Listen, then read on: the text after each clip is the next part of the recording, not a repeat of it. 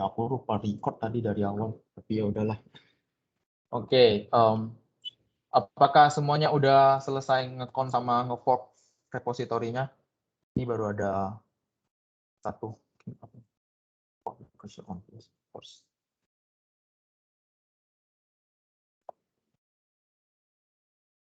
Belum Mas, ini suruh dibuka repository dulu ya?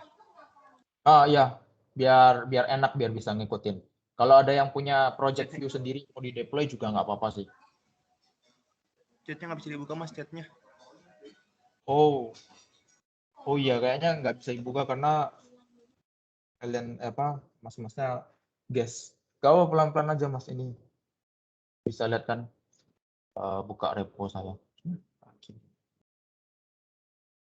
Ray WP ya? Kayaknya ini lebih gampang. Bentar, yang PPT. Ini mas.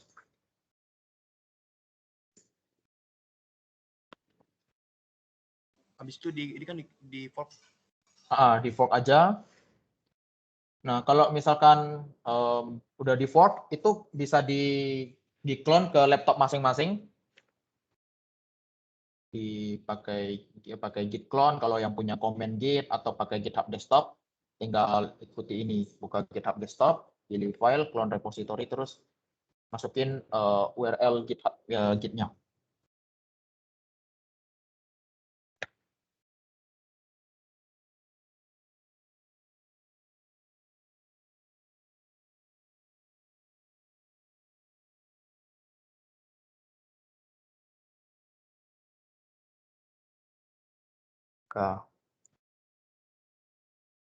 Udah lumayan ada 4 orangan yang support. Oke, sampai tahap ini ada yang punya kendala nggak? Yang penting kan udah di fork terus di clone ke dalam laptopnya. Untuk nanti kita buka karena kita mau coba ngutak-ngatik rekodnya nanti.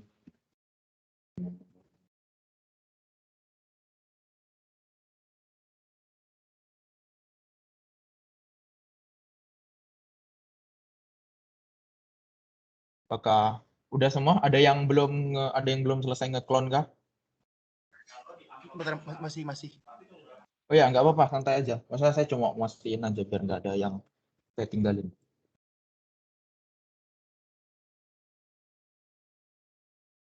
Nge-clone tadi gimana? Clone-nya bisa pakai GitHub desktop, kan punya Mas ya, GitHub desktop, file, clone repository, terus pilih URL. Atau kayak gini juga bisa, kan repository teman-teman kan kayak gini. Ini tinggal pilih yang code ini, terus ada download zip, nanti dia downloadin. Download aja, diekstrak, terus foldernya dibuka di VS Code ya.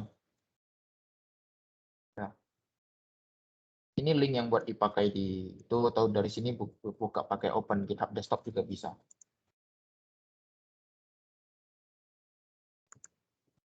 Ini web simple, bener-bener yang SPA-nya yang pertama banget, nggak saya apa-apain karena saya sendiri baru pertama kali pakai Vue.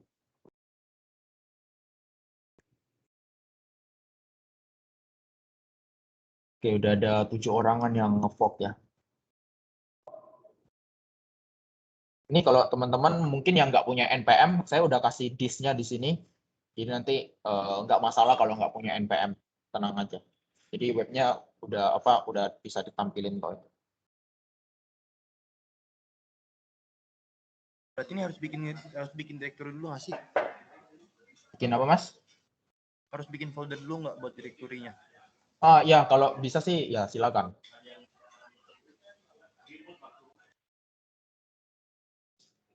Oke, udah ada 7.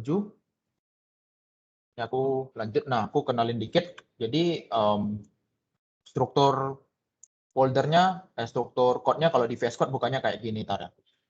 Kayak gini. Nah, ada disknya yang udah jadi di node modulnya itu memang di tempat teman-teman nggak kelihatan karena kan nggak di deploy kan. Nggak usah dipaksain npm install kok. Nah, kita bukan fokus di situ hari ini. Oke, mungkin saya lanjut aja. Kayaknya apakah udah semua? Udah selesai nge-clone? Ada yang kurang? Bisa raise hand kalau ada kendala. Jangan lupa minum guys, COVID rame. Oke, Oke, Kak. Kak. Oke, makasih Mas Gerardo. Oke, kayaknya kita lanjut aja langsung. Nah, pada demo pertama kita akan pelajari view pakai di Azure VM ya. Nah, apa sih Azure VM itu? Jadi seperti yang udah saya bilang di awal, Azure VM itu literally virtual machine yang dideploy di Azure.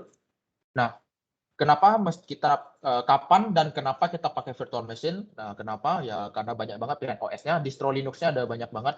Ada OpenSUSE, kemudian ada Red Hat, ada Ubuntu yang pastinya, ada Windows 10, Windows Server, Windows Data Center juga ada. Nah, terus yang pilihan yang kedua itu kenapa harus pakai? Karena scalable. Jadi, misalkan sekarang teman-teman mau pakai yang CPU-nya 4, RAM-nya 8 gitu kan. CPU 4, RAM 8. Nanti kalau websitenya udah sepi nih, mau pakai yang CPU 2, RAM 4, turunin, bisa. Gampang banget, tinggal sekali klik. Jadi, nah, kenapa pakai VM itu mudah digunakan dan untuk kustomisasi yang tinggi. Jadi misal teman-teman mau konfigurasi servernya itu yang out of the box banget, yang punya settingan tersendiri, itu bisa banget pakai Azure VM dibandingin platform-platform lainnya. Di Azure VM benar-benar kayak laptop sendiri, kalian bisa install. Kebebasan install aplikasi apa aja. Nah, ini benar banget. Kalian mau teman-teman mau main game pun juga bisa sebenarnya di Azure VM itu ada tutorialnya banyak kok. Tinggal diaktifin GPU-nya terus bisa main. Kemudian PC cadangan. Nah, ini menurut saya salah satu kelebihan yang mantap ya. Jadi misalkan saya lagi ketinggalan laptop cuma bawa HP, jadi saya bisa connect kerjain di Azure VM atau Azure VM itu mau buat testingan apa, buat mining Bitcoin juga bisa, tapi jangan ya, karena nanti ditegur di email ditanya kenapa instansinya jalannya berat banget. Oke, yang pertama teman-teman langsung aja kita bisa buka portal.azure.com di browsernya, terus login pakai akun Azure masing-masing ya, dibuka di portal azure.com. Ya, belum bisa buka di portal.azure.com. Ntar nanti kira-kira tampilannya itu kayak gini. Nah, ini adalah dashboard dari Azure.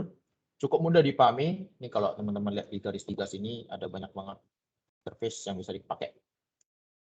Ini ada berapa yang apa? Oh ya, lumayan. Oke. Sampai sini ada, apakah semuanya ada yang belum kesampaian buka ini? Apakah udah semua? Apakah ada yang masih? Pas buka Azure kayak ada additional security dulu. Oh ya, Ada mungkin verifikasi dulu. oh ya, nggak apa-apa. Verifikasi dulu aja Mas, santai-santai. Mungkin kemarin pas bikin akun atau apa, itu aktifin yang 2 langkahnya. Punya saya nggak login lagi karena ini udah nyatu laptopnya sama akunnya. Oke, bisa buka portal Azure. Ini kayak gini ya portal Azure ya. Jadi teman-teman bisa cari literally sambil tunggu yang lainnya. Ini kalau teman-teman mau service, more service, itu banyak banget service yang bisa dipakai. Container, database, analytics, AI and machine learning juga bisa. DevOps, migrate misalkan dari yang lokal mau yang ke pindahin ke cloud data centernya, itu bisa. Oke, kalau udah sampai di portal Azure, teman-teman bisa search di search box ini, cari virtual machine.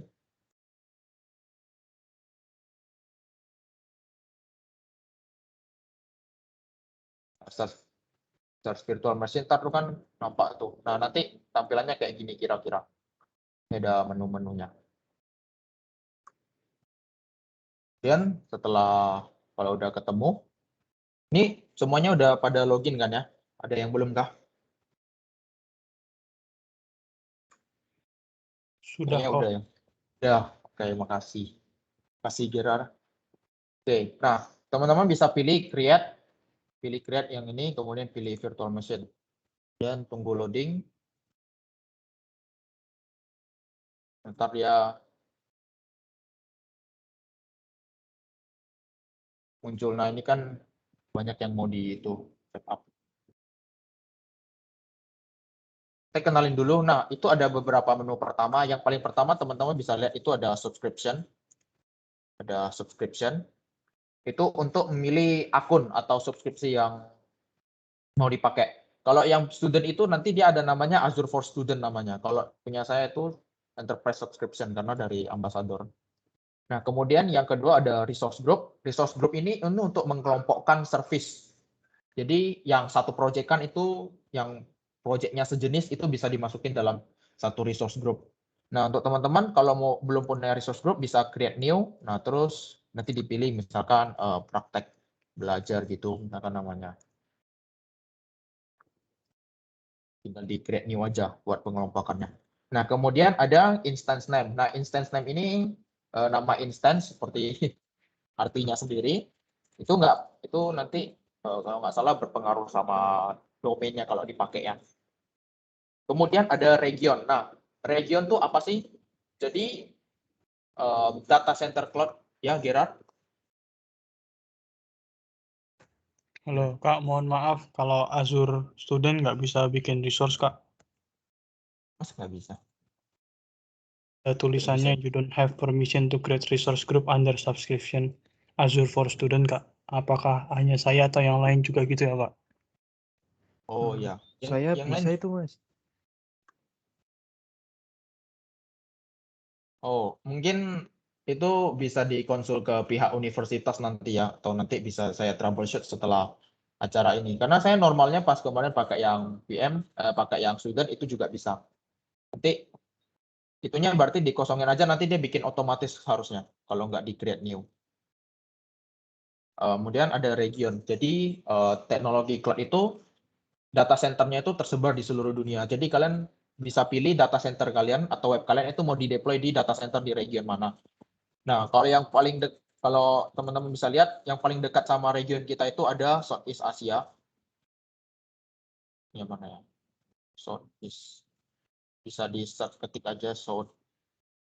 Saya saranin pilih yang Southeast Asia karena paling dekat sama kita ya di Singapura. Tuh. Nah, kemudian availability option. Availability option itu berhubungan sama backup powernya. Jadi backupnya itu bisa otomatis dibuatin no infrastructure redundancy required, berarti kita nggak perlu backup VM-nya satu tok ini, atau pakai availability zone, jadi kayak dalam satu region nanti ada beberapa VM, kemudian availability set itu nanti di set di beberapa tempat lagi. Nah, untuk kali ini kita pilih yang no infrastructure aja ya. Oke, sampai sini mungkin ada yang mau ditanyain dulu nggak? Ada? Oke, kayaknya nggak ada ya. Nah, kita next ke yang selanjutnya. Nah, ini teman-teman bisa lihat itu ada pilihan OS, kemudian ada pilihan CPU. Nah, untuk pilihan OS kita pilih aja Windows 10 Pro. Nah, ini kan saya udah bilang tadi, pilihannya banyak banget, tapi kita pakai Windows 10 Pro kali ini. Karena nanti kita mau pakai RDP untuk menyesuaikan biar mirip sama kayak seolah-olah kayak laptop kita setting persis kayak laptop kita gitu. Nah, kemudian Azure Sports Intent ini nggak perlu centang. Azure Sports Intent ini itu tujuannya adalah untuk automatic mati atau automatic delete ketika VM-nya itu udah nyentuh batas sekian. Misalkan teman-teman limit price-nya itu kayak ini kan, price-nya bisa di limit $50 gitu. Jadi kalau misalkan VM-nya udah habisin $50, itu bisa di stop atau di delete, terserah. Tapi pada kali ini kita nggak pakai dulu. Kita matiin aja centangnya. Nah, kemudian size itu hubungannya sama CPU. Teman-teman kalau pilih si all size ini, itu ada banyak banget pilihan CPU-nya. Jadi dia ada kategorinya, ada D series, B series, A series, DJ series, masing-masing ada kegunaannya sendiri, sesuai yang ada di deskripsinya ya. Nah, pada hari ini kita buka B series, itu kemarin kalau nggak salah kita pakai yang ini. Kalian bisa pakai B1MS, tapi saya hari ini pakai B2S. Kita pakai yang B2S hari ini. Pilih B2S. Nah, kebijakan CPU itu tiap akun biasanya beda-beda, ada yang distrik ya. Teman-teman pada bisa pilih B2S nggak? Yang nggak bisa pilih kan? Bisa semua ya. Nah, ini B1MS series itu bisa, tapi karena kita mau pakai RDP, kayak RDP itu sejenis kayak apa sih namanya? Aku lupa, yang bisa kita kontrol komputer dari jauh itu. Nah, tapi kalau misalkan pakai B1MS itu RAM-nya cuma 2 GB dan akan rasanya agak berat.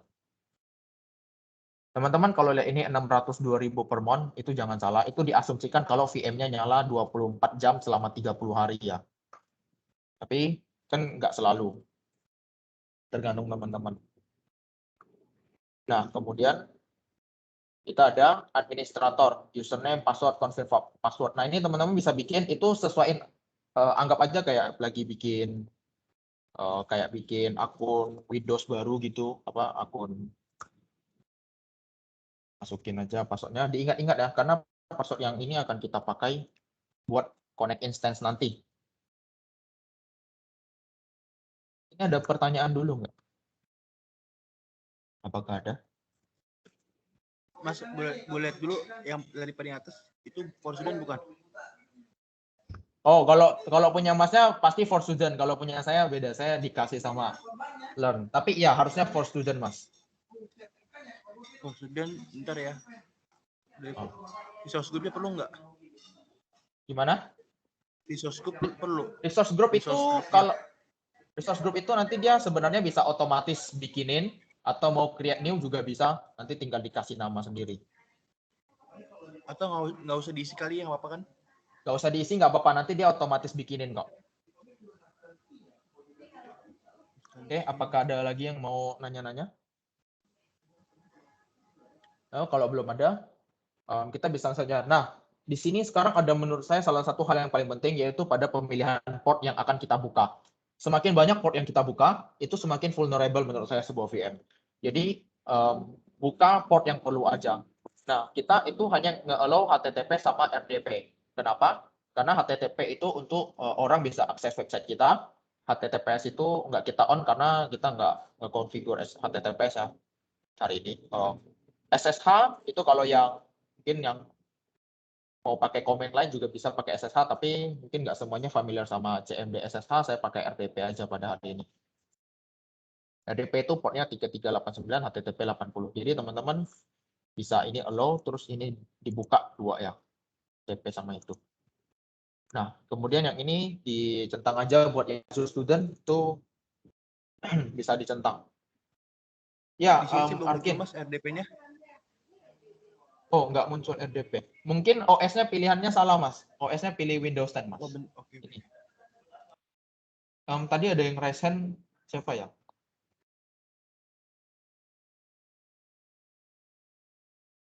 Nggak ada yang nggak jadi ya. Oke. Nah, sampai sini kita udah nge-setup sesuatu yang general banget. Nah, kemudian selanjutnya kita akan OS di mana Mas OS? OS itu pilih Windows 10 Pro aja, biar lebih familiar. Image Ini di image, kalau nggak ada di sini nanti harusnya ada kok Windows 10 Pro. Dia paling bawah. Ada nggak, Mas? Bentar ya Mas, bentar ya. Di size bukan sih? Bukan, di image, Mas. Image ya? Image pilih Windows ya? Ya, Windows 10 Pro ya. Oke, nah kemudian kalau size-nya pilih si all size. Si all size kan seperti yang saya bilang tadi, nanti kita lihat banyak banget koleksi CPU-nya. Ini kan nampak nih yang B series, pilih yang B2S. B series Pilih yang B2S. B2S. Ya. Lumayan 4 GB nggak terlalu berat kok nanti rasanya. Oke. Semuanya udah ya yang dikonfigurasi ini. Kalau udah, ini set username password, Mas Hendrinya, kemudian ini portnya pilih HTTP RDP, licensingnya dicentang aja karena punya akun student.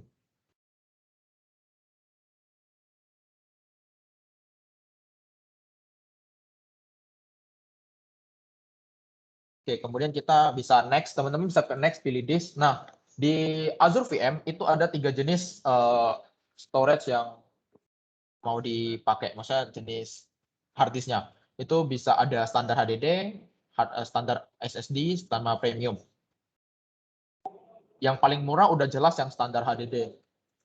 Kalau standar SSD lebih di atasnya, premiumnya lebih di atasnya lagi. Tapi pada hari ini terserah teman-teman mau pilih yang mana. Mungkin saya pilih yang paling murah aja, yang standar HDD. Nah ini encryption type-nya itu pilih default aja, nanti encryption at rest. Soalnya kalau yang lain itu kita harus setup key vault lagi. Tuh. Nah teman-teman kalau lihat yang di bagian bawah ini ada data disk. Data disk itu disk tambahan. Disk ini kan yang OS, yang C itu biasa kan. Kalau mau tambah D, E, F itu, nah itu pakai yang ini. Tapi karena kita cuma deploy web yang ringan-ringan aja, kita nggak bakal pakai dulu. Itu. Nah, itu teman-teman bisa langsung pilih review and create. Kenapa? Karena yang networking, management, advanced text itu nggak terlalu penting ya. Tapi mungkin saya akan showcase sedikit. Nah, di networking ini teman-teman bisa nge-select virtual network dia, subnet dia. Jadi, di sini adalah tempat untuk kita ngatur gimana kalau kita mau hubungin 2 VM kita yang ada di Azure. Gitu. Bisa juga untuk load balancing. Load balancing itu apa? Jadi misalkan misalkan ada 10.000 request, itu dibagi ke 3 VM yang berbeda. Nah, itu tugasnya si load balancer. Nah, manajemen nih apa sih? Ini nggak perlu diatur apa-apa kok. Manajemen itu cuma ngatur untuk diagnostik, identity. Nah, ini juga bisa ada auto shutdown. Auto shutdown-nya itu kalau default ini jam 7 UTC. Kalau nggak mau di auto shutdown, ini bisa ke manajemen, ini dimatiin aja. Jadi dia nggak otomatis mati. Saran saya kalau buat yang baru pertama kali nyoba-nyoba di auto shutdown aja, karena kebanyakan orang itu yang pertama kali nyoba VM itu kadang lupa. Dulu saya punya akun AWS, saya punya $50 di situ kan, lupa matiin VM selama seminggu itu kandas $25. Gara-gara lupa matiin. Ya, jadi penting. Apalagi waktu itu saya asal hantam VM-nya yang gede banget CPU-nya. Oke, ini kalau mau di enable juga nggak apa-apa, nanti bisa mati sendiri auto shutdown-nya. Kemudian ke advance. Di advance itu kalau ada custom data, kalau mau pakai script, ini ada user data, host group, VM generation. Ini yang kalau mau nambahin extension juga bisa, tapi kita nggak bahas itu hari ini. Teks itu cuma buat menambahin kayak ngasih tag, ya namanya tag, ngasih tag ke resource-nya. Oke, langsung aja ke review and create. Nah, di review and create itu nanti kira-kira tuh kayak gini, ada harga perkiraannya, kemudian ada secara singkat VM kita apa aja settingannya. Ini teman-teman bisa lihat, ini VM saya itu, ini bukan 825.000 ya, itu Rp825 per jam. Jadi hitungannya itu per jam. Kalau misalkan nggak dinyalain, ya nggak kena bayar, nggak kena tagih. Teman-teman bisa lihat kayak gimana settingannya. Kalau dirasa udah, nanti teman-teman tinggal create aja. Tinggal create. Nanti di kanan atas ini ada notifikasi kalau service kita lagi di create. Sambil tunggu. Sampai sini dulu ada yang mau ditanyain nggak, teman-teman? Atau ada yang punya kendala? Masih changing Gimana, basic gimana? option. Masih yang di mana? Changing basic option, my research selection you have made. Review all option prior to creating the virtual machine. Itu masih changing basic option. Basic option. Yang mana Ya. tuh? Saya kok nggak pernah dengar aku ya. Bentar.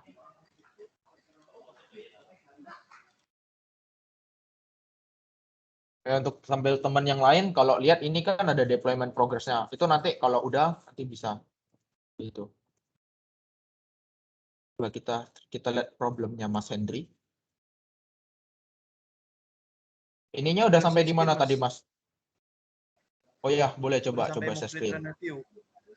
Coba share screen, Mas.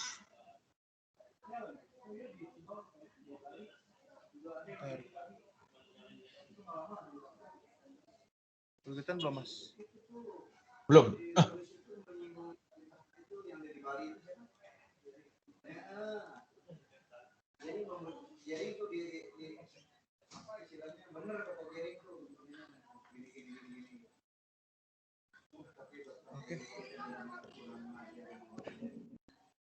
Oh iya, oke. Sekarang udah mati lagi mas share screen-nya.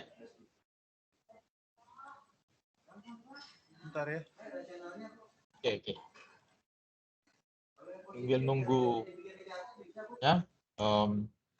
Ini kan deploy-nya. Oh ya, udah.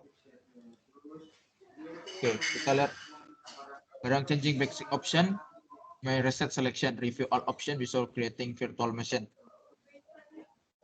Coba ke bawah lagi mas. Sampai bawah, paling bawah. Oh ya, itu passwordnya diisi dulu mas. Oke. Udah Symbol tadi. port. Oke, kemudian paling bawahnya lagi ada.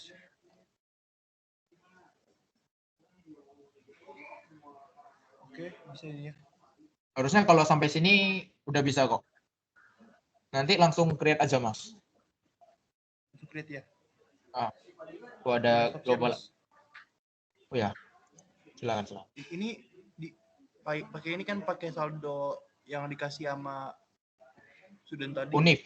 Ya, yang penting subscription-nya pilih Azure for Student. Nanti dia otomatis kepotong kok. Ya, top sharing ya. Yep.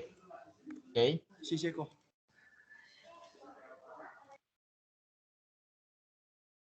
Oke. Tadi kita sampai mana? Oh ya. Domain lama kali. Banyak dosa. Oke, sambil nunggu. Mungkin ada yang udah selesai. Kalau ada yang udah selesai itu biasanya bisa lihat ini tombol go to resource. Teman-teman kalau ada tombol go to resource bisa langsung klik aja. Itu nanti langsung masuk ke VM yang udah jadi. Saya tinggalin dulu, kenapa lama banget. Ada yang belum jadi Azure VM-nya? Atau ada yang belum jadi kah? Kayaknya udah. Oh, ada yang reset. Ya emang VM lebih lama siapinnya daripada, karena lebih beratnya.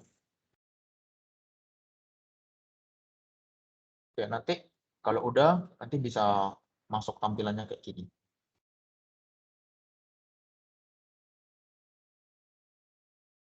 Tapi pakai VM itu enak banget. Bisa buat kerja di berbagai tempat. Nanti kalau udah jadi VM-nya, itu bisa tampilannya kayak gini.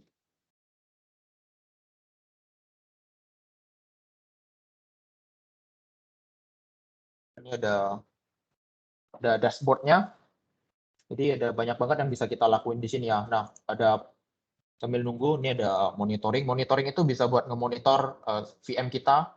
Kayak ini network dapat data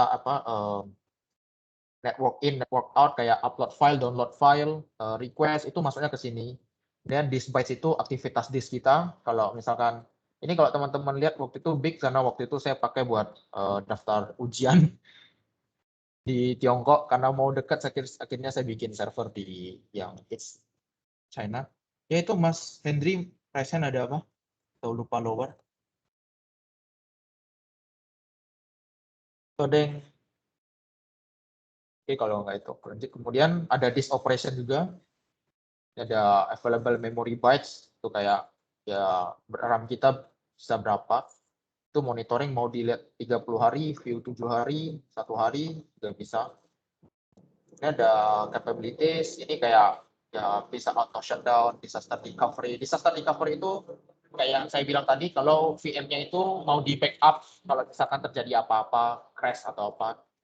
Nah, teman-teman bisa lihat recommendation juga. Jadi mereka Azure itu punya advisor buat memberikan rekomendasi, oh VM kamu tuh mending gini gitu. Itu bisa. Nah, kenapa saya dapat peringatan premium disk? Karena CPU yang saya pakai itu support premium SSD. Jadi mereka sarankan pakai premium SSD untuk kinerja terbaik. Tapi itu nggak mesti diikutin kok. Oke, punya saya udah jadi nih. Punya teman-teman yang lain gimana? Apakah udah jadi? Ada yang belum jadi kah Azure VM-nya? Ya, oke. Kita lagi. Nah, kali kita udah sedikit kenalan. Nah, teman-teman bisa connect ke itunya, pilih connect yang ada di atas ini, kemudian pilih RDP. Pilih connect, terus pilih RDP. Nah, nanti tampilannya itu kayak gini, teman-teman bisa download RDP file. Ini kayak gini kan. Download, misalkan saya taruh di sini, my view RDP saya kasih. Itu. Kemudian teman-teman bisa double klik RDP yang udah di-download. Ada kayak gini. Nampakkah? Nampak nggak ininya? Nampak, Kak? Oke, nah teman-teman tinggal connect. Nah, kan pakai username sama password tuh. Itu pakai username sama password yang tadi udah teman-teman buat.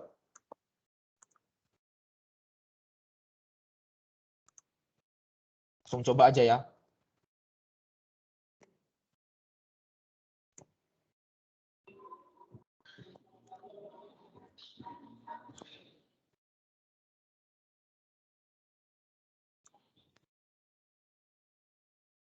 Ini mungkin saya stop share aja biar nggak terlalu berat. Nah, karena kalian teman-teman mungkin laptopnya kan mau.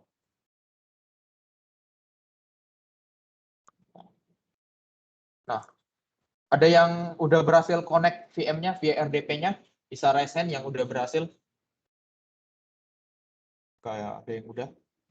Atau ada kendala langsung bilang aja nggak apa-apa.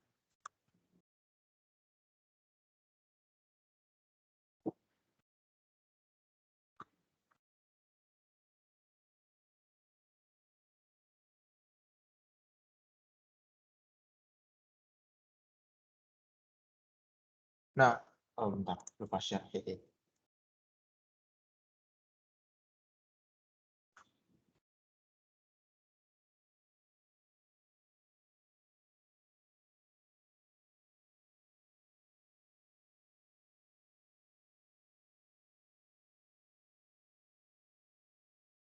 Nah, teman-teman kalau berhasil itu kan nanti dia kayak gini nih. Kayak nampak ya? Ini yang choose privacy settings tuh nampak nggak? Nampak, Kak? Itu punya masnya bisa. Teman-teman bisa lihat bisa sampai pada tahap ini nggak? Bisa, Kak? Oke, kasih Mas Arkin. Yang lain gimana? Ini tinggal di accept aja. Nah, ini benar-benar kayak kita punya laptop baru numpang di tempatnya di komputernya. Is this for Indonesians only? Oh ya, yeah. Hi Alif, I'm sorry. Yes.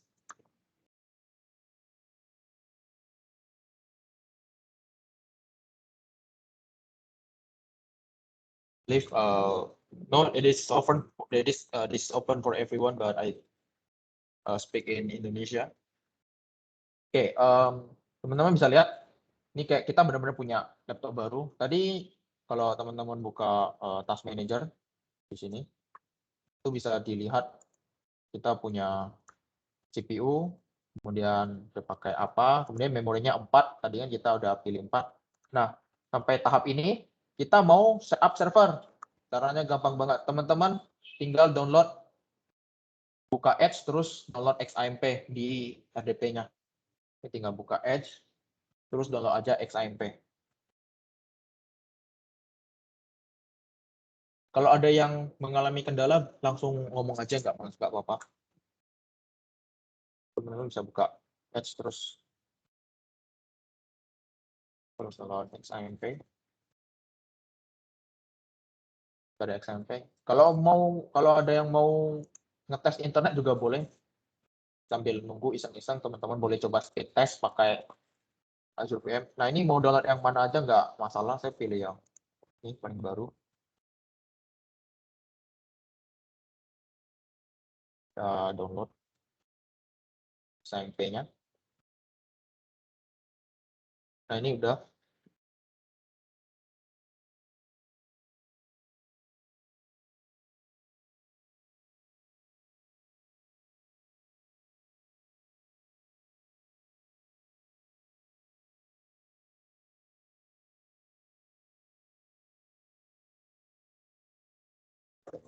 Oke, ini udah, tinggal di open file. Nanti bisa diekstrak sendiri itu. Kita terus di download XAMPP, terus tinggal diinstal ya.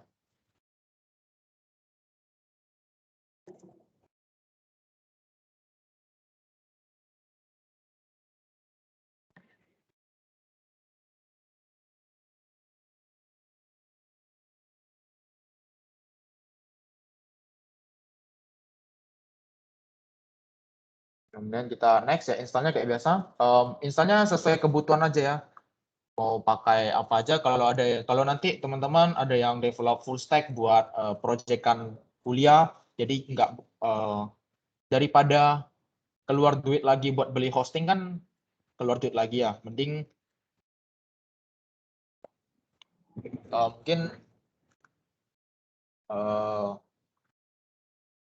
mungkin bisa pakai yang Azure Student kan dapat tuh $100, jadi nggak perlu keluar duit lagi, tapi bisa deploy web full stack. Jadi misalnya sesuai kebutuhan, saya nggak pakai, malam ini nggak pakai MySQL, nggak pakai ini, kita cuma pakai Apache-nya aja.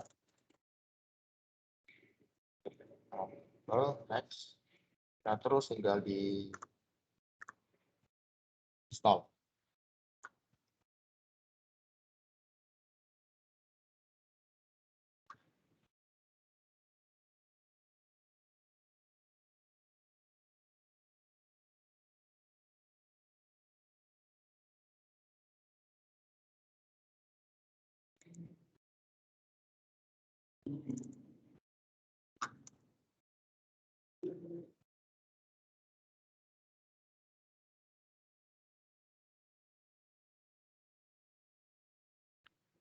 Oke, ini sambil nunggu unpacking, mungkin teman-teman ada yang mau ditanya nggak bisa sampai sini tadi siapa Mas Mungkin atau siapa? Baru install nggak? Ya baru install. Kok ini nanti udah 1 jam selesai apakah ada disimpan? Maksudnya gimana? Ini durasi waktunya 1 jam saja kan untuk apa ya penggunaan RDP-nya? 1 jam? Enggak kok Kak. Oh berarti bebas ya kok ya? Bebas kok. Mm-mm. Jadi kalau mau yang main game juga bisa kan ada CPU GPU yang kuat tuh dari Azure-nya. Cuman dia nggak pakai RDP, nanti dia pakai tools lain lagi, tapi saya lupa apa namanya. Iya kok. Atau Kalau misalkan, misalnya, ya gimana? kalau misalnya ini data-datanya bisa disimpan gitu nggak kok atau gimana kok? Bisa. Selama instance-nya nggak kamu hapus, datanya tetap di situ. Jadi kalian mau ngupload file di sini buat backup-an file juga bisa. Siapa? Tapi kalau misalnya ini kan pakai akun yang student ya kok ya, itu kira-kira gimana kok? Ada bayarnya lagi nggak kok? Bayar enggak, kan kita dari yang student kan dapat $100. Nah, itu nanti dia potong dari $100 itu. Nah, nanti kalau misalkan dia nggak cukup instance-nya, setahu saya sih bakal mati sendiri. Saya belum pernah kehabisan kredit juga sih, karena belum pernah pakai itu. Oke. Harusnya karena kita nggak masukin info kartu kredit, jadi harusnya nggak ditagih. Siap kok. Oke. Makasih banyak kok. Ya, santuy lah. Kita saling bagi. Nah, ini XMP-nya kalau udah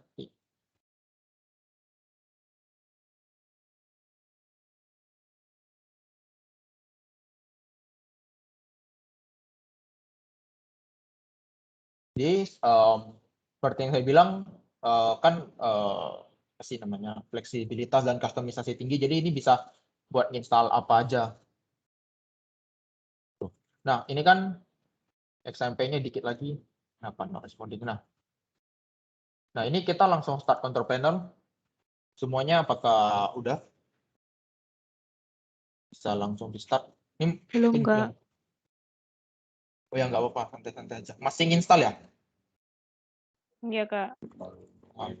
Nah, oke. Nanti kalau control panel-nya, jadi mungkin yang belum tahu XAMPP atau ada yang bilang CrossM juga, itu kayak tools buat penyedia server, MySQL, FileZilla, Mercury. Nah, teman-teman kalau nanti teman-teman bisa start ini, kan dia start di allow access. supaya nanti orang bisa akses. Nah, ini kan yang dinyala nih port 80. Teman-teman nanti pergi ke portal kan. Nah, XAMPP yang berhasil diinstal setelah dibuka akan seperti ini. Terus nanti bisa di start Apache-nya. Nah, bisa diinstal, di start Apache-nya. Kemudian kalau pergi ke portal, pergi ke link yang ada kan nanti di dashboard dari VM kita. Dashboard dari VM kita itu kan ada public IP address-nya. Ini kalau teman-teman copy, terus buka websitenya, itu langsung otomatis masuk ke dashboard-nya CrossM sesuai dengan konfigurasi awalnya yang ada di server ini. Ada yang udah bisa sampai nyoba ini belum? Ada yang mungkin ada yang mengalami kendala langsung resign aja, nggak apa-apa.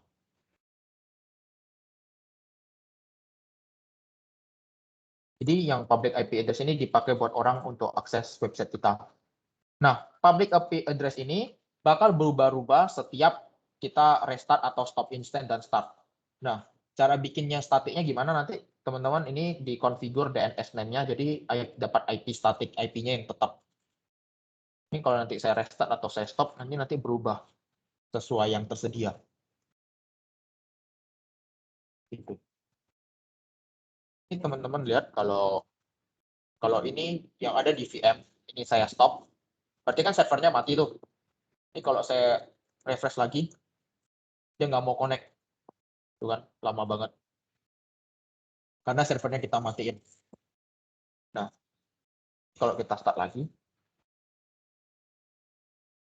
dan link ke webnya, tuh, langsung mau dia. Gitu. Kemudian,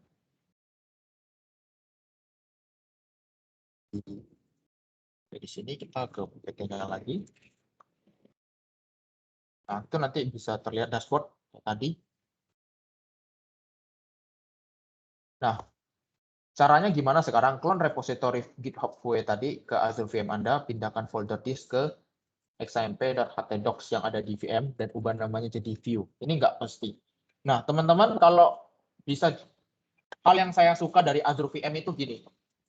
Untuk teman-teman deploy web, itu bisa dua cara kan. Kayak saya tadi bilang, buka XAMPP ke htdocs-nya. Nah, ini tempat kita bakal taruh web kita. Nah, teman-teman bisa buka github.com untuk deploy webnya, terus download gitu. Misalkan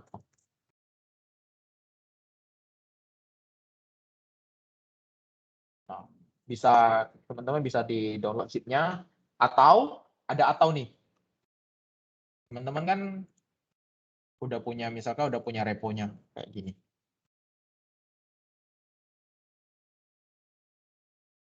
Nah, misalkan teman-teman punya repo kayak gini nih. Kan udah foldernya udah siap nih siap di laptop teman-teman. Terus kemudian ininya di minimize kan. Jadi kita itu bisa pindahin folder dari tempat kita ke Azure VM pakai drag and drop. Copy paste juga bisa. Nih contoh, ini aku pindahin ya. Ini aku klik kanan. Ini aku copy folder disknya, masuk ke klik di VM-nya, ke kanan paste.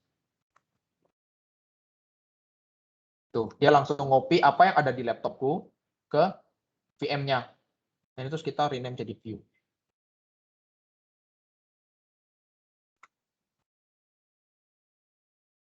Sampai sini dulu teman-teman, ada yang kebingungan kah? Hah? Udah bisa download folder? Ya, gimana Mas Rais Rido? Oke, terima kasih. Di htdocs ini bisa dikasih beberapa aplikasi enggak? Jadi misal ada 2 aplikasi atau 2 project bisa enggak? Atau satu aja? Oh, bisa kok. Ini kan nanti teman-teman lihat ya. Misalkan ini aku V1 terus aku copy paste. Misalkan V1 ini anggap namanya V project 1 gitu kan. Terus yang V2 namanya V project 2. Misalkan kayak gini kan. Nah, ini kalau udah kita taruh di sini, terus cross M-nya kita start. Ini kan udah di start. Nah, teman-teman kalau pergi ke ini, kan dia awalnya dashboard defaultnya, tapi saya pilih, sorry, satu. Nah, nanti dia masuk ke yang VW1. Nanti kalau misalkan pilih yang VW2, ya udah dia masuk ke yang folder VW2. Jadi mau punya beberapa project di situ juga bisa. Tinggal diganti yang slash track ininya aja, sesuai menyesuaikan nama folder ini. Gitu. Oke, sampai sini ya gimana Mas? Oke, mantap. Terus kalau mau memberi domain name tuh bisa nggak? Itu settingnya Nah, gimana? Oke, ini pertanyaan menarik domain name. Jadi domain name itu bisa dibeli lewat Azure. Itu nanti kalau misalkan teman-teman pilih yang DNS name ini configure, nanti dia otomatis buatin. Ini kan langsung klik aja configure, terus nanti dia otomatis buatin. Ini kan tinggal dipilih static. Ini kan dipilih static. Terus tinggal dipilih ini namanya mau apa, misalkan Raymond Fue, gitu kan. Tapi nanti di belakangnya ini ada .southeastasia.cloudapp.azure. Nah, mungkin Masnya bertanya, kalau misalkan mau pakai domain sendiri gimana? Nah, kalau mau pakai domain sendiri itu bisa, itu ngaturnya dari penyedia domainnya. Misalkan saya punya domain di name.com. Saya punya domain di name.com, itu nanti diatur si name-nya untuk redirect. Nah, saya belum login lagi. Itu Mas. Jadi kalau mau beli, misalkan beli di sini kan, di name.com. Waduh.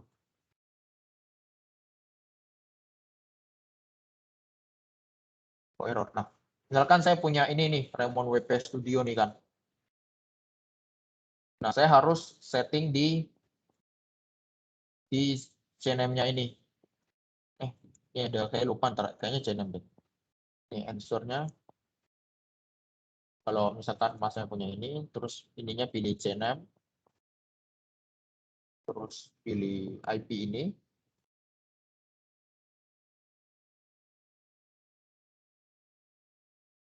Pilih IP-nya. Record. Kayaknya bukan CNAME deh, MPEG ya.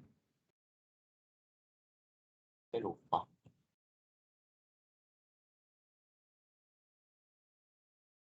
Saya delete dulu ini bekas project lama. Nah, kan kita udah bikin record A ke Raymond WP Studio ke IP yang ada di sini kan. Nanti kalau udah kita domain detail terus kita akses ini. Nah, dia langsung arahkan ke VM kita. Jadi itu harus bikin lagi di penyedia name.com-nya atau belinya di mana tergantung ya. Kalau beli yang di Azure DNS nanti setupnya lain lagi gitu. Gimana Mas Rido? Apakah clear? Oke, mantap. Tapi kalau di dalam HTDocs itu kan ada 2 project kan. Itu bisa nggak satu project itu satu domain name gitu? Jadi itu kan nanti aksesnya itu berarti kalau yang dicontohkan tadi kan harus pakai itu kan direktorinya kan, diarahkan ke direktorinya.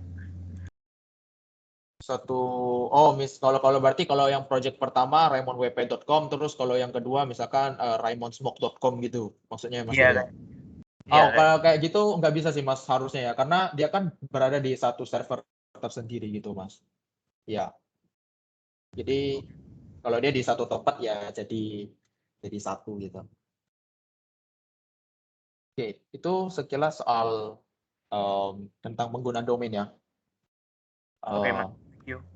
Mantap.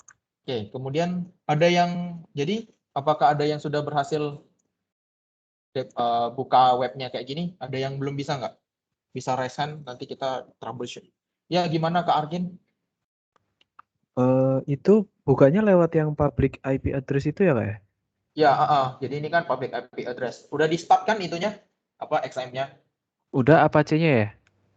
Kalau udah di start, ini public IP address-nya kan bisa di copy, di paste go aja. Kan nanti ada sampai. Punya saya kalau saya copy itu ke redirect ke halaman portal Azure-nya lagi.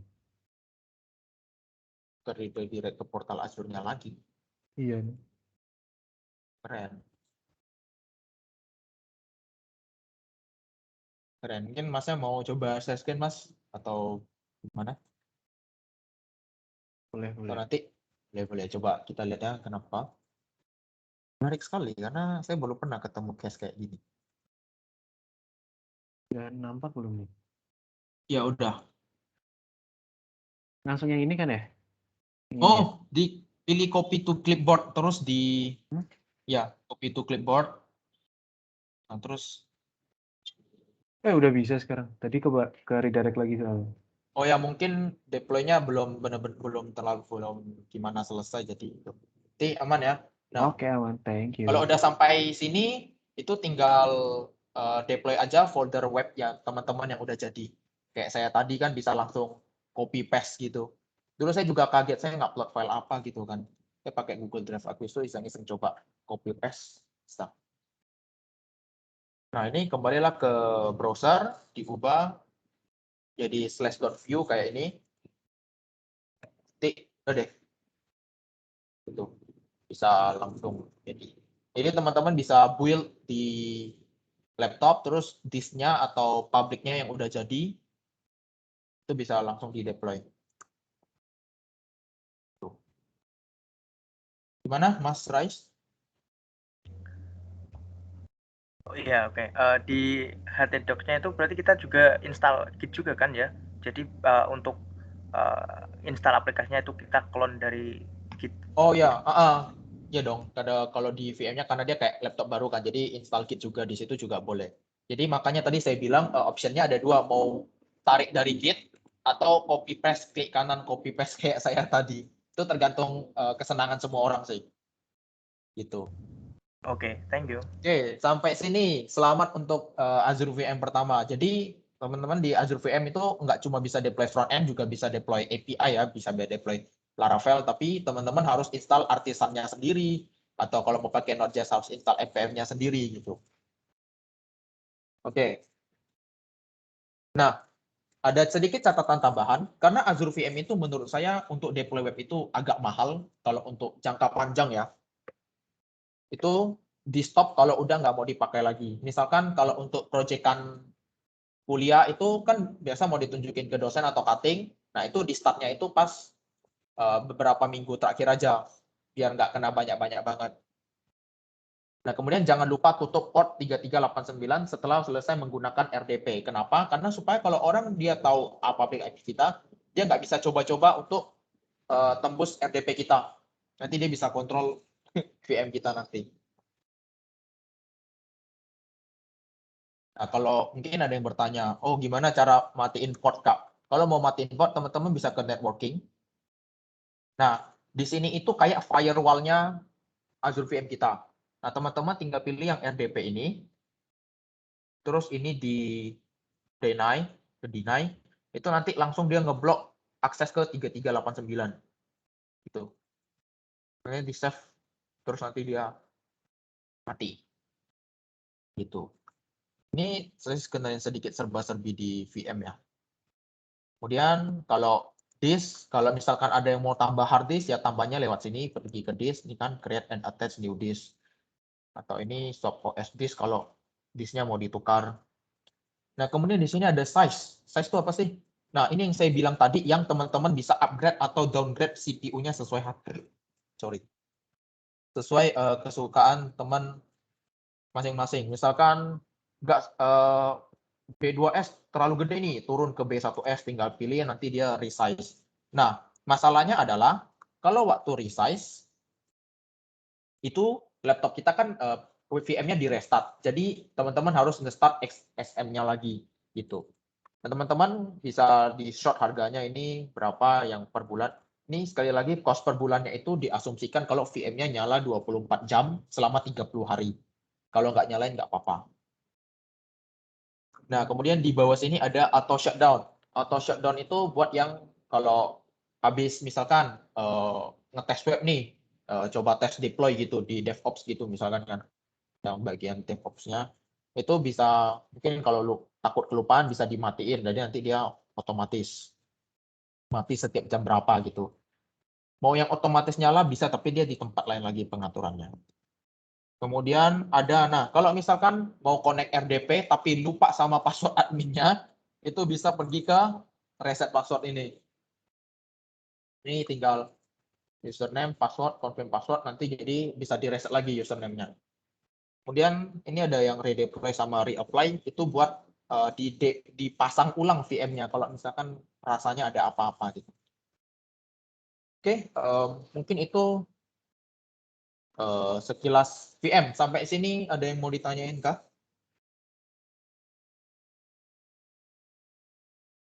Ya, gimana Mas Rido? Untuk ngecek penggunaannya itu udah habis berapa itu di mananya ya? Oh iya, menarik. Pertanyaan menarik ya. Untuk ngecek udah habis berapa, misalnya udah pakai berapa dolarnya gitu ya Mas. Nah, teman-teman bisa pergi ke, kalau yang education itu pergi ke search bar ini, pergi ke subscription, ya, pergi ke subscription. Itu, nah ini kan kalau punya saya Visual Studio Enterprise, kalau punya teman-teman yang student mungkin Azure for Student. Nah ini bisa diklik, nanti kelihatan di sini. Nah kalau setahu saya Azure Student itu tampilannya nggak gini, dia ada tampilannya berapa dolar. Nah teman-teman kalau pergi ke cost analysis, itu bisa lihat service apa, pakai duit berapa. Jadi bisa lihat, oh ternyata service ini tuh yang paling mahal. Saya contohin ya, saya lihat di bulan ini saya udah pakai 11.000 di 7.000 untuk virtual machine, 2.000 untuk storage, 1.000 untuk virtual network. Ini kalian teman-teman juga bisa di grup, misalkan mau pengelompokannya berdasarkan service name atau apa. Ini teman-teman bisa buka ya, harusnya Azure Student bisa buka cost analysis. Gitu. Gimana? Bisa Mas Rido? Oke. Mantap. Nah, itu buat ngecek. Nah, ada lagi nggak yang mau ditanyain? Sebelum kita mungkin break sejenak, minum. Jangan lupa minum dan menggunakan masker teman-teman. COVID masih banyak. Kita masih mau tetap hidup. Kita anak-anak muda yang meneruskan masa depan. Mungkin sampai sini saya break bentar. Permisi, saya ambil minum. Sambil nunggu mungkin bisa nyoba-nyoba di VM-nya di deploy ulang. Atau mau coba di edit.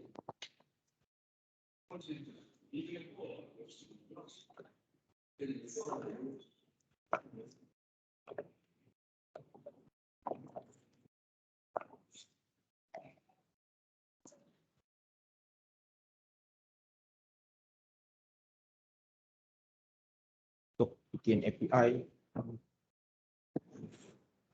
Oke, kita udah save VM. Terus kita lihat slide-nya ada apa. Terus yang kedua kita ada static web app. Nah, seperti namanya static, ini salah satu service yang baru di Azure. Ini bakal dicintai sama mahasiswa karena mereka punya free tier, benar-benar gratis. Oke, kita lupain yang tadi. Oh ya, mungkin teman-teman virtual machine yang tadi itu bisa ke portalnya, terus di stop aja biar nggak lupa. Tapi kalau mau di start juga nggak apa-apa. Kalau saya kayak ini kan saya stop aja. Ini tinggal stop. Di stop atau di restart, terserah. Kayak ini kan saya stop kan. Di sini ada notifikasinya. Nah, teman-teman bisa stop terus tinggalin. Ya, gimana Mas Rido? Perhitungan biayanya itu per nyalanya virtual machine kan? Bukan. Benar, selama dia nyala, kena. Kalau nggak nyala, ya udah gratis. Oke. Terus kalau yang tadi biar orang bisa ngakses server SAM Apache kita yang udah kita install, itu berarti nyala terus ya itu SAM-nya? Ya, SAM-nya harus nyala dong, karena dia sebagai server kan. Oke. Kalau nanti di stop, dia mati. Tapi kalau ini VM-nya kita stop, dia stop. Oh ya, VM-nya itu kena duit kalau nyala. Tapi kalau storage, dia nyala atau enggak, itu kena duit. Tapi nggak mahal kok, karena dia posisinya matikan. Karena kan kita hitungannya numpang nyimpen data di situ. Setahu saya storage itu nyala mati itu kena, tapi nggak mahal. Kalau VM nyala beneran mahal itu. Oke, thank you. Sip. Oke, kita yang selanjutnya ada static web app. Wah, ini enak banget yang ini. Static web app itu ada hosting konten web statis dengan HTML, CSS, JavaScript atau image. Nah, kemudian dia juga bisa kita buatin GitHub Action untuk support CI/CD. Jadi setiap kita bikin perubahan, nih saya bikin perubahan di Visual Studio Code ini, kan? Nanti saya push, itu langsung update di static web app-nya. Nah, Azure VM setahu saya nggak bisa gitu, karena itu kayak kita benar-benar set manual. Nah, kemudian juga static web app itu udah support SSL, jadi websitenya udah pasti HTTPS. Kemudian ini cocok untuk web yang dia support banget sama yang web app yang JS based kayak React, Vue, Svelte, Angular, ya gitu. Oke, sampai sini ada yang mau ditanyain dulu? Oke, mungkin belum ada. Oke, nah sekarang kita bakal main di Visual Studio Code-nya. Di Visual Studio Code-nya, buat tadi yang udah nge-fork, bisa download kan, udah buka kayak gini. Ada yang belum kah? Kalau udah buka kayak gini, nah teman-teman kan bisa lihat ini ada welcome to Vue, kemudian kreatornya me, myself, and I. Nah, tuh. Kemudian ini,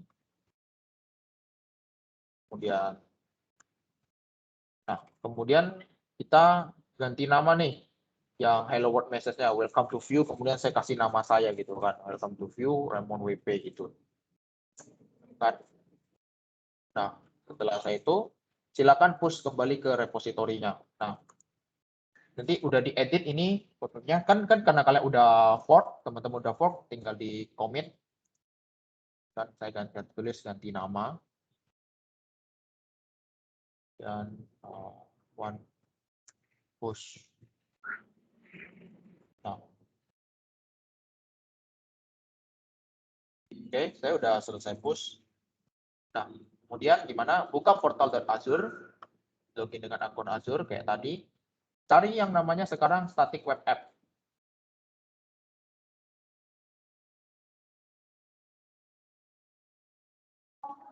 Nah, sama kayak tadi teman-teman tinggal create.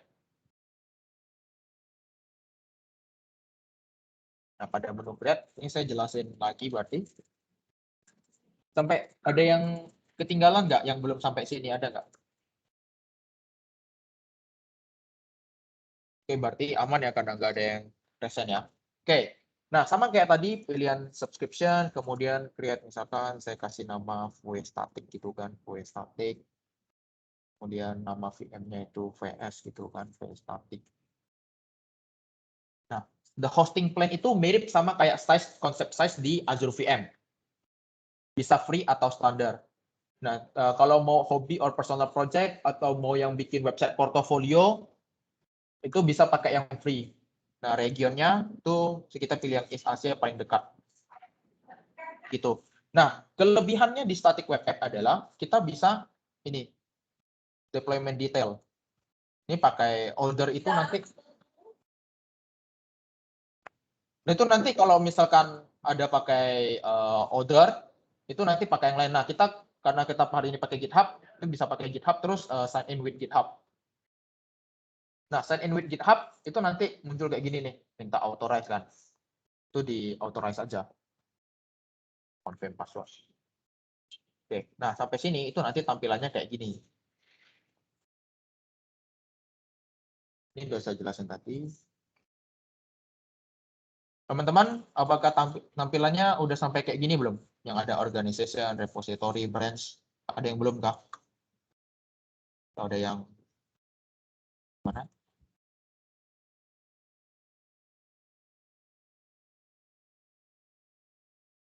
Oke ya, kayaknya bisa semua. Nah, kelebihannya adalah teman-teman bisa pilih organization, pilih repository mana yang mau kita jadiin web kita.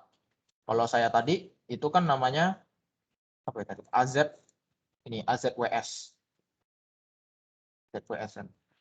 Oh iya benar, AZWS. Kemudian pilih branch-nya, karena saya cuma punya main, saya pilih main. Nah, jadi kita pilih repository yang mau kita jadiin untuk web kita.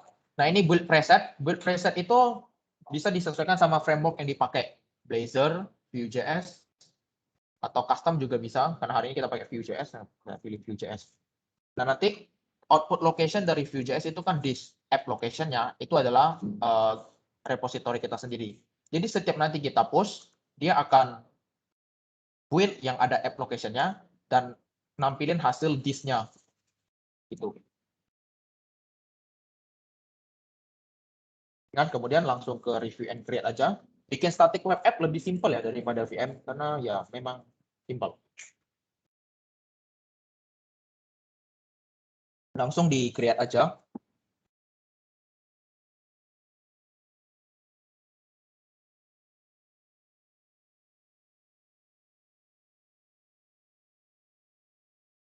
Dan jadinya pun lebih cepat.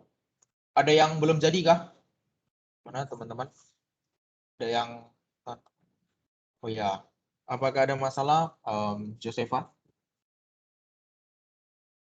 Belum Kak, baru create. Oh ya, baru create. Yang lain? Kak, boleh lihat yang build detailnya nggak, Kak? Oh, yang build detail. Oh, contohnya.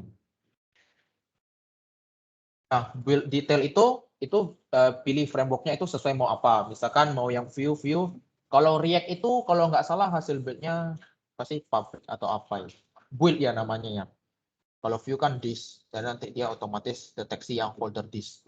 Ininya default aja yang slash. Itu. Kalau mau yang pakai custom juga bisa. Tapi kita pakai Vue hari ini. Oke, thank you, Kak. Sip. Oke. Kayaknya kalau udah itu nanti normalnya tuh bisa kayak gini lagi, go to resource. Resource kan.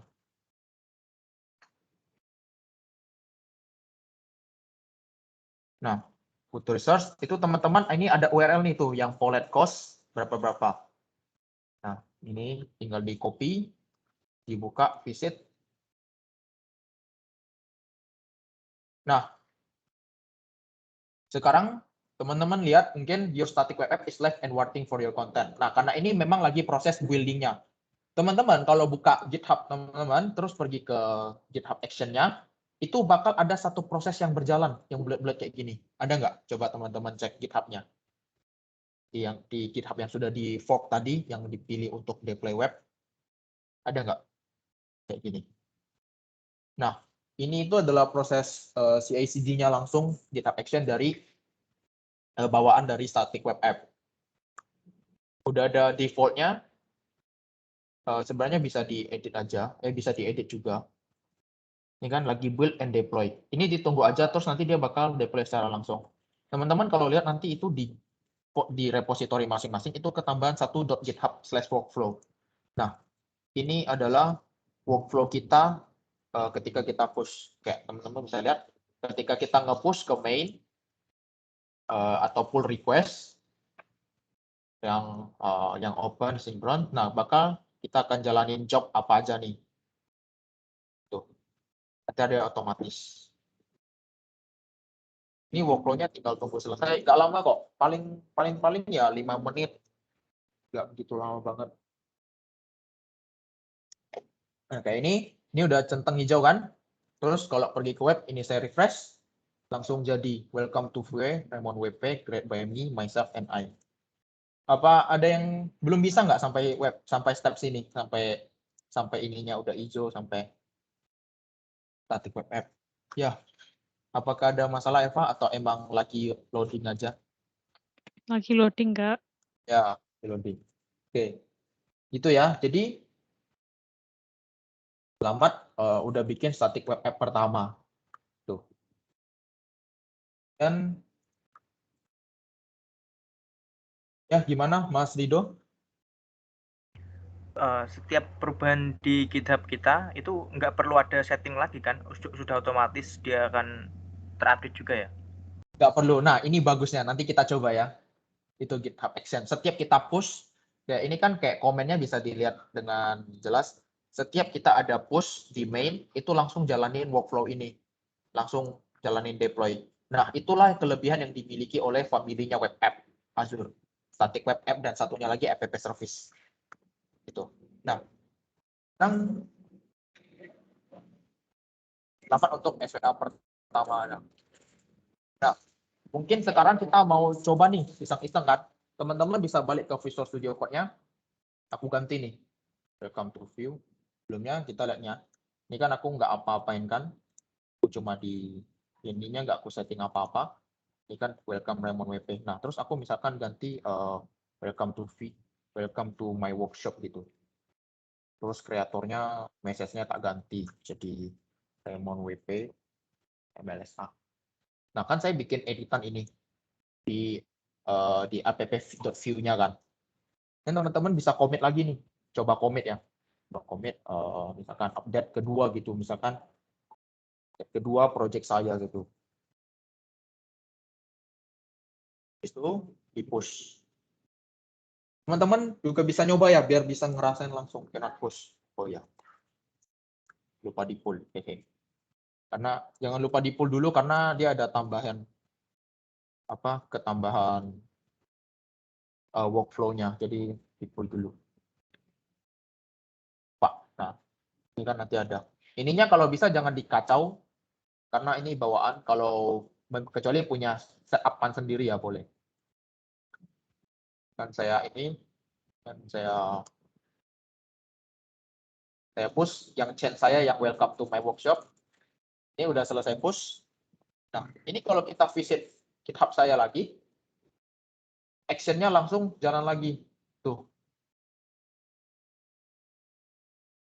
Langsung jalan lagi. Ini nanti nggak saya apa-apain, saya refresh berubah. Nah, tunggu ini. Apakah teman-teman udah nyoba, ada yang bisa nggak sampai berputar lagi setelah di-push?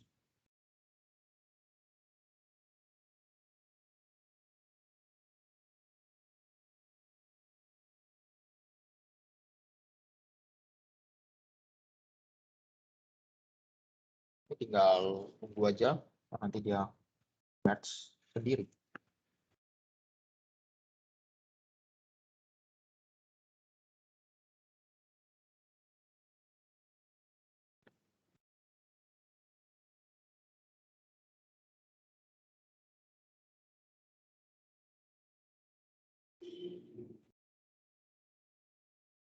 Oke, kali tunggu.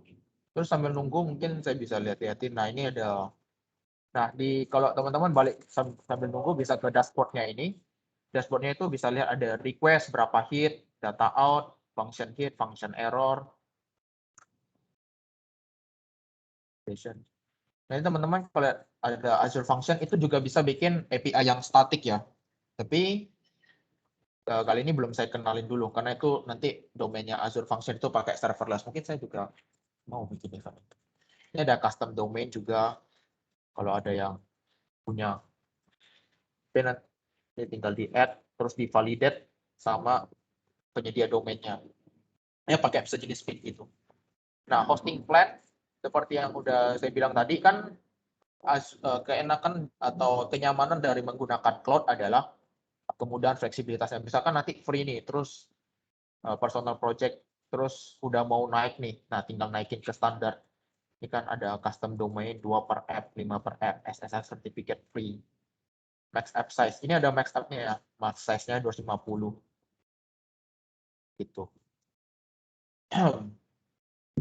Ini workflow-nya masih jalan.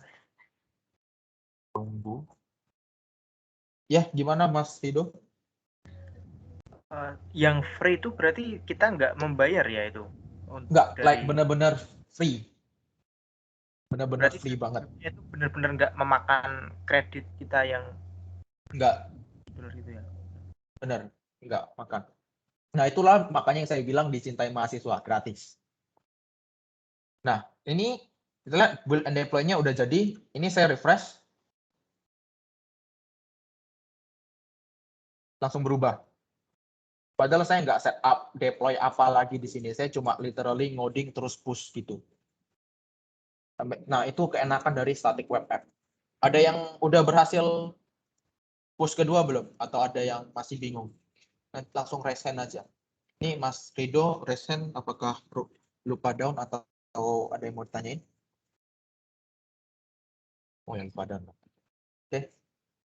Udah pada bisa ya yang second push-nya kan, nanti dia langsung berubah otomatis. Nah, ini yang bikin kerjaan manusia jadi enak ya kayak gini. Nikmat dunia mana lagi yang kau dustakan. Oke, gitu. Nah, selamat untuk SWA pertamanya teman-teman. Yeay. Oke, nah sebenarnya mau kenalin satu app service lagi. Apakah gas app service? Ada satu lagi namanya.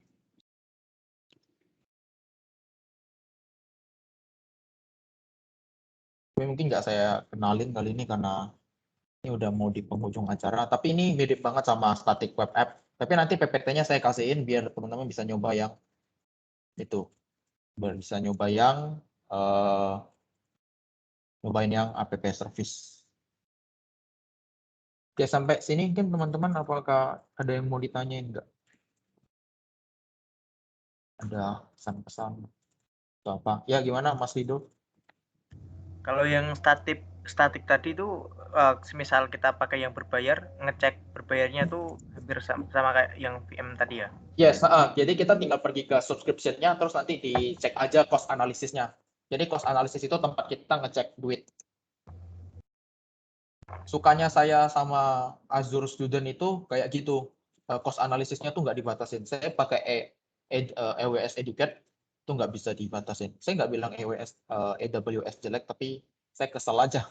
Vocarium-nya batasin kayak gitu. Jadi saya nggak bisa ngecek duit saya kepake berapa. Oke, sekarang kita tahap pendinginan ya. Setelah nyoba ngoding, kita pendinginan sedikit. Teman-teman bisa ambil HP terus buka Kahoot, kita kuis-kuis kecil, ada hadiahnya kecil-kecilan lah dari tim ambasador dari saya buat teman-teman sekalian. Mungkin bisa buka, ambil handphone, buka Kahoot-nya. Nah, mari kita play.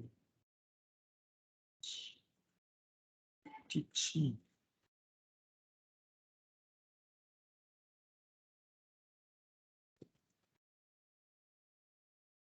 Nah, teman-teman bisa lihat ya layarnya ya. Kita pendinginan sebentar. Bisa masukin kodenya.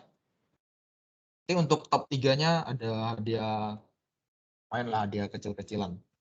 Kalau tolong di login pakai nama lengkap ya. Wah, ada yang pakai nickname game kah ini? Ya, kita kuis-kuis kecil-kecilan lah.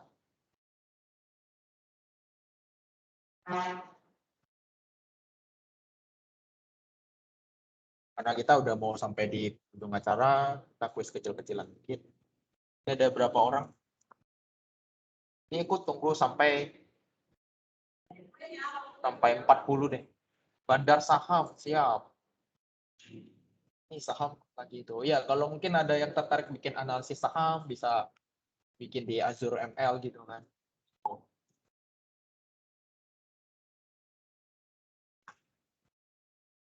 Sambil nunggu, sebelumnya saya makasih banget teman-teman udah hadir pada acara. Oh ya, ada yang promoin page-nya ya. Bisa di follow tuh teman-teman, kita saling mendukung.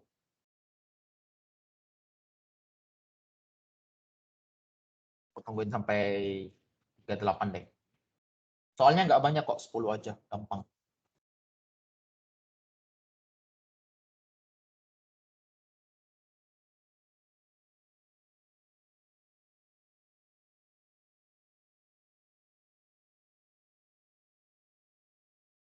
Ini apakah udah semua yang join? Oh, masih ada.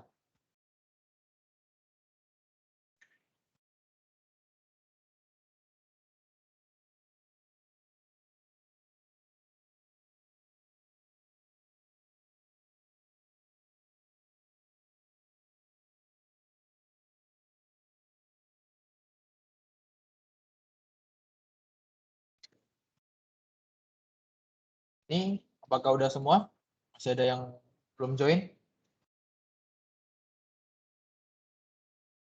Oh, ini ketahuan mahasiswa-mahasiswa EFK ya.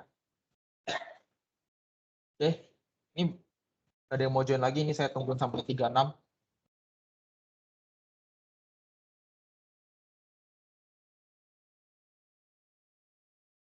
Cuma ber-15 gampang. Connection loss. Ada saja internet kecil.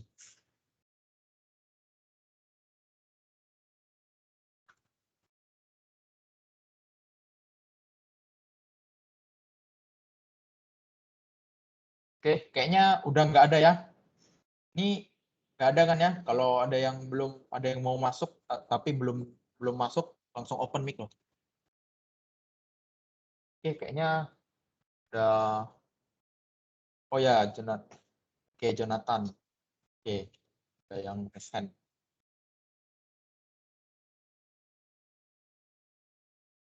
Harusnya saya share musiknya juga biar lebih enak. Nah, beneran nggak sih musiknya? Dengar Udah ya? Kak. Kayaknya udah semua nih ya. Ya, Langsung Kak. kita start. Sip.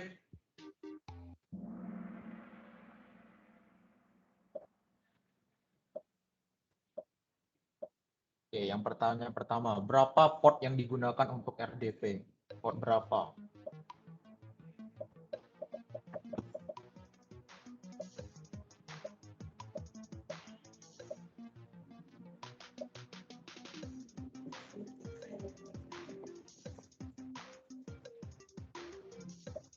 Ya. Benar banget ya, port yang digunakan itu 3389. 80 itu untuk HTTP, 22 itu SSH, dan 443 itu HTTPS. Oke, kita lihat ada siapa? Ada It's Leslie, Kevin, Masterplay, Rise Rindo, dan Nihauma. Dan next. Oke, port 80 adalah port untuk HTTP. Benar atau salah? Ini saya baru bilangin tadi.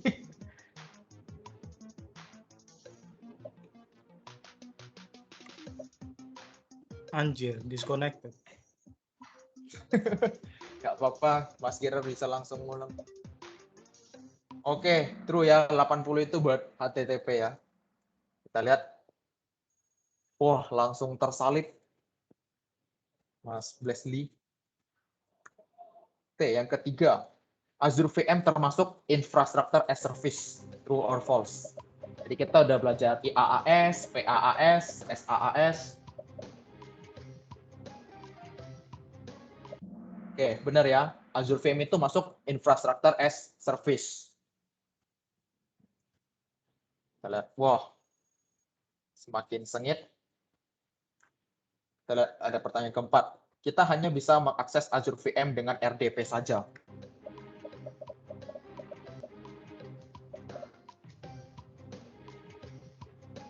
Apakah RDP hanyalah satu-satunya cara untuk mengakses VM? Kita lihat. False ya.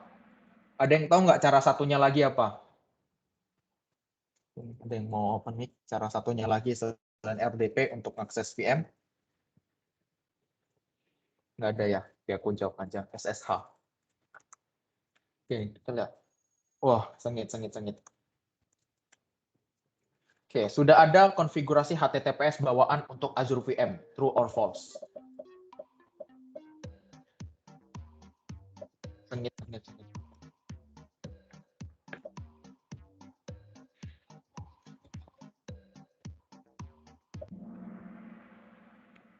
False ya. Jadi untuk teman-teman yang tadi mungkin miss, Azure VM itu kalau teman-teman perhatiin itu nggak ada konfigurasi bawaan HTTPS. Dia HTTP. Kalau teman-teman perhatiin yang tadi.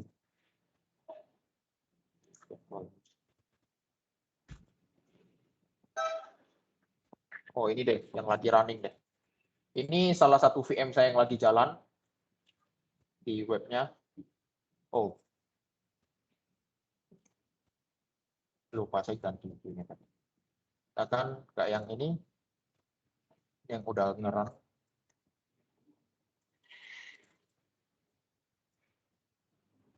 Ya, kayaknya lemah, mati.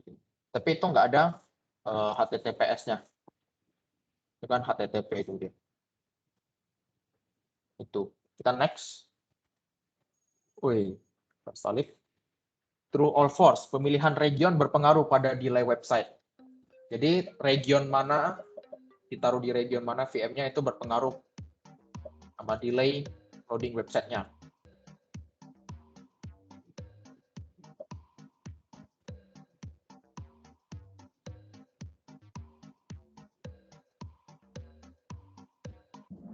True ya. Jadi kalau regionnya jauh nanti jadi lemot. Kalau teman-teman paling gampang mungkin ada yang pernah main game PUBG, Valorant atau yang lainnya itu kan biasa bisa pilih server tuh. Makin jauh dari negara Indonesia ini makin lambat.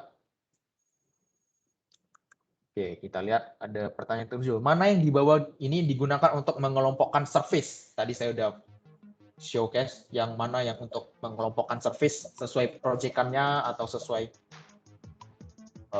terserah Anda. Tapi saya biasa sih umumnya kelompokkan sesuai project ya. Misalkan project A, service-nya apa aja itu jadiin satu grup. Tapi grup yang mana? Oke, jawabannya resource group ya. Ini service group. Nggak ada yang namanya service group di itu. Yang namanya resource group ya. Resource group name. Saya berhasil mengecoh ternyata. Wih, top 3 bertahan. 8. Mana service terbaik untuk hosting website statis?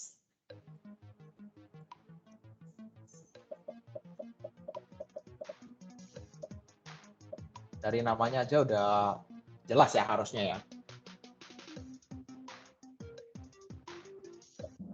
Oke, sesuai namanya ada static web app. Nah, ini ada Windows VM. Windows VM itu nggak terlalu cocok ya, karena static web app kan ringan banget. VM itu, Azure VM itu kayak kita punya kuali gede, tapi makan baksonya 3 biji doang gitu.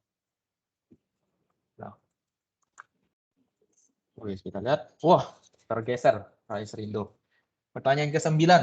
Mana yang tidak termasuk tipe service cloud yang umum? Yang mana nih? Yang tidak termasuk.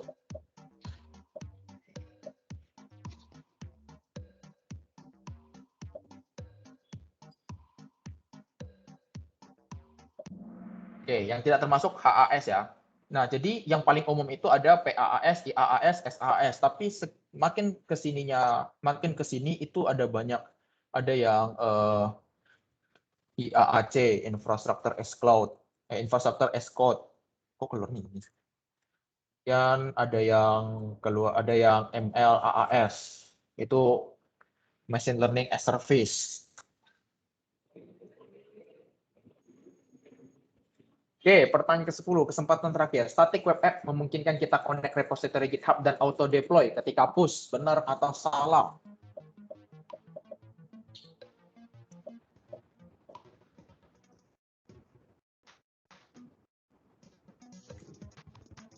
Oke, jawabannya true ya. Oke, ini podiumnya kita lihat siapa top 3-nya. Ada ketiga ada Mastaplay. Mastaplay bisa angkat tangan yang mana? Raise hand Mastaplay. Oh, ada posisi 3 ada Kevin. Mas Rais Rindo yang mana ya? Mas Rais. Oh ya, Mas Rais Rindo. Kemudian yang pertama ada Nihauma yang mana ini? Nihauma bisa raise hand. Oh ya, ada Mas Matias. Ada Matias. Itu.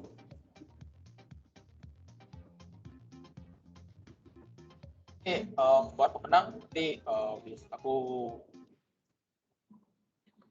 mungkin aku chat nanti aku chat ya via email mungkin atau nanti aku via email minta nomor telepon atau apa nanti aku share hadiahnya. Oke, ini udah nggak kerasa udah hampir udah 2 jam lebih kita berdinamika. Nah, terus habis ini apalagi sih setelah ini? Nah, saya juga awalnya pemula dan sampai sekarang masih pemula. Dan kita sebagai manusia itu nggak boleh berhenti berkembang. Kalau kita berhenti berkembang, kita mati. Nah, habis ini apa? Teman-teman bisa cek resource belajar yang udah saya tag di sini. ada Microsoft Learn. Microsoft Learn itu salah satu materi resource utama saya sebagai student ambassador. Ini bukan endorse gimana, tapi ini beneran berguna banget. Kayak ini punya banyak, dia punya lebih dari 2.800 modul yang bisa teman-teman pelajari. Sesuai role bisa maker, auditor, business analyst, business owner, data analyst, banyak banget. Ini kemudian selanjutnya ada developer Microsoft.com. Nah itu buat lihat test tag-nya Microsoft.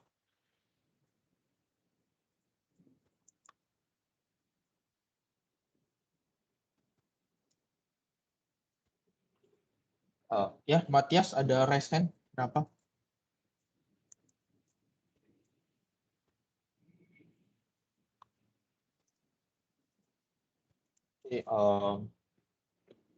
Ini kalau teman-teman lihat, ini Microsoft Developer ini banyak banget, ada code sample, Learn TV. Learn TV itu jadi kayak mereka tiap minggu itu bakal ngomongin tech stack apa aja. Kemudian kalau lihat di bawah itu ada Reactor. Reactor itu jadi ada programmer Microsoft, mereka bakal ngomongin soal teks kayak minggu ini mereka ngomongin data, dan ini bulan Juli itu Juli IoT, jadi mereka lagi banyak ngomongin soal IoT. Nah kemudian ada Training Days. Training Days itu adalah salah satu platform yang diberikan oleh Microsoft untuk dapat sertifikasi gratis. Jadi kita dikasih pelatihan terus dapat voucher sertifikasi gratis. Ya, beneran gratis. Nah, untuk teman-teman yang masih universitas atau di sekolah itu bisa apply buat educationgithub.com. Ini adalah salah satu hal yang saya sesali, nggak saya tahu lebih awal. Ini teman-teman bisa apply buat developer student pack dan bisa dapat banyak banget gratisan dari GitHub. Canva Pro, kemudian Digital Ocean $100. Saya dapat yang name.com tadi, saya dapat gratis dari Education GitHub. Kemudian ada DataCamp 3 bulan. Bootstrap Studio. Nah, ini adalah salah satu tools yang paling berguna buat saya yang nggak bisa ngoding front end. Jadi kalian teman-teman bisa drag and drop, terus bisa generate code Bootstrap otomatis. Kalau saya bilang otomatis, ya beneran jadi Bootstrap-nya. Apa? Webnya, saya pernah coba. Kemudian ada banyak hal lainnya ya. Nah, kemudian setelah itu ada juga developer google.com learn. Ini dari perusahaan sebelah. Ya udah tahu lah Google lah ya. Jadi bisa juga kalau developer yang Microsoft yang Google Stack yang pakai Flutter, Android itu bisa di sini, bisa coba Kotlab, Topic, Pathway gitu. Nah, terus ada yang terakhir saya mau kenalin sedikit. Nah, saya itu student ambassador dan saya daftarnya di sini. Menurut saya teman-teman yang masih mahasiswa itu harus banget daftar ini. Karena apa? Karena manfaatnya yang luar biasa. Saya ini akun student ambassador. Kalau teman-teman akun student itu kan dapat $100 untuk selama kuliah. Saya dapat $150 setiap bulan.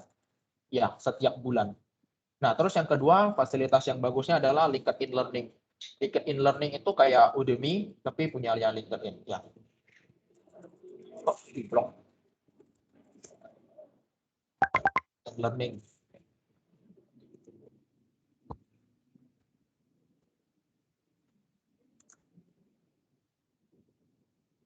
Di LinkedIn Learning bisa belajar banyak banget hal. Ini menurut saya harus daftar deh pokoknya. Itu kalian teman-teman bisa ketemu orang-orang dari programmer muda dari berbagai penjuru dunia, collaborate sama mereka, lihat-lihat karya mereka yang keren-keren supaya kita anak-anak Indonesia nggak kalah ketinggalan, biar dapat ide untuk inovasi juga. Nanti kalau ada yang punya pertanyaan soal ambassador, itu bisa kontak saya nanti lapirin kontak saya di email ya. Oke, ini udah di penghujung acara. Sekali lagi saya makasih banyak banget sama teman-teman yang udah hadir. Jangan lupa, jangan berhenti belajar, tetap berkembang karena masa depan teknologi Indonesia ada di tangan kita. Ya, gimana Mas Kevin? Misi kok untuk nanti recordingnya dibagikan nggak kok? Nah, recordingnya bisa sih, nanti aku upload terus aku bagi linknya nanti ya. Semoga bisa. Mungkin nanti aku masukin YouTube atau gimana. Makasih masukannya Kevin. Oke, siap. Terima kasih kok. Ya, Mas Hendri? Yang pasti PPT juga kan? PPT juga dong. Karena saya ada satu materi lagi, tapi ini saya bentar lagi harus attend meeting yang lain. BTW Oke, ini yang di sini bisa kan dicobain kapan pun kalau misalnya sempet So tadi sempat nyimak gara-gara itu, ya biasalah, nggak enak. Kalau ada kendala terus cuma nggak takut nge-grade Oh ya, nggak apa-apa. Ini kan PPT-nya kan saya lumayan detail, jadi nanti bisa ikutin aja. Siap kok. Sip. Mungkin teman-teman bisa on cam untuk saya dokumentasi buat laporan ke atasan saya, which is Microsoft Program Manager-nya. Mungkin teman-teman bisa on cam, kita foto bentar.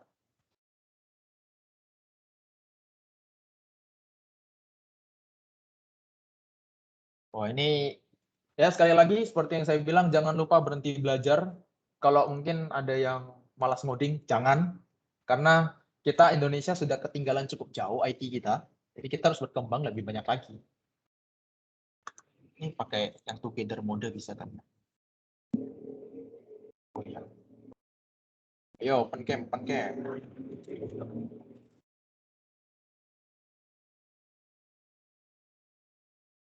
Ayo, ada yang lain nggak yang mau open cam?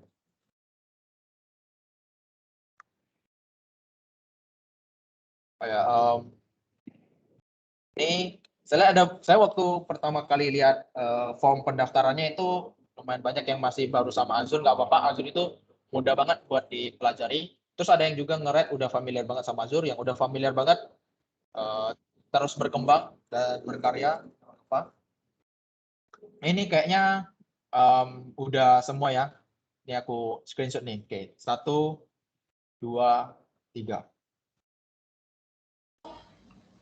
Kok LinkedIn-nya sama dengan nama Koko kan? Gimana? LinkedIn-nya? Iya, sama. Raymond Wangsa Putra. Oke, siap kok. Saya connect dulu kok. Thank you kok. Boleh. Oke, udah bahas sekali lagi. 1, 2, 3.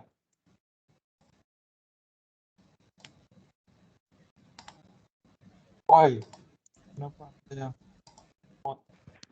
Gerard ngapain, Gerard? Nggak apa-apa, Oke, Kak. Oke, teman-teman, makasih banyak untuk sesi hari ini. It's been an amazing ride selama berdinamika selama 2 jam. Hampir 2 jam ya berarti ya. Di jam 7 sampai hampir jam 9. Seperti yang saya bilang, jangan lupa berhenti belajar. Kok jangan lupa berhenti belajar? Jangan lupa untuk tidak berhenti. Jangan berhenti belajar. Ya.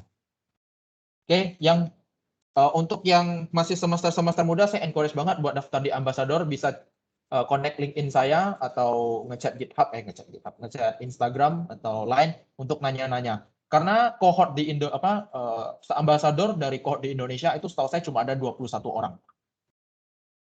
Termasuk sama kohort sekarang. Jadi kalau bisa kita ramaikan batch dari Indonesia supaya kita makin dikenal. Oh ya, nanti sertifikat akan saya emailkan. Jangan lupa saya nanti ada taruh link feedback. Saya berharap banget ada feedback dari teman-teman supaya saya bisa jadi lebih baik lagi. Dan juga mungkin kalau punya saran event apa lagi yang harus saya adakan, saya bisa adain. Oke, mungkin untuk saat ini terima kasih banget. Ya, terima kasih banyak